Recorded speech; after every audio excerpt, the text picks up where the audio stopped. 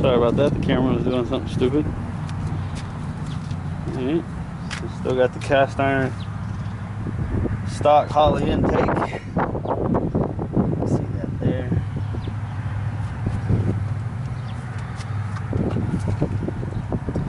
Wires aren't very neat right now, but I'm going to clean all this stuff up.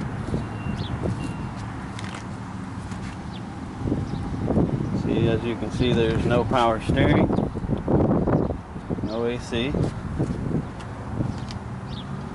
Got the Cloy's timing cover where you can adjust the end play on your cam from the front, which is really nice. See, my headers are not doing very good. Don't get the cheap Headman headers, it ain't worth it.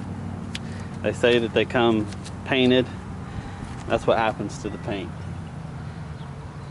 Now, I don't run this car very hard, and it never really gets over about 180 degrees, but as you can see, Headman headers are not very good.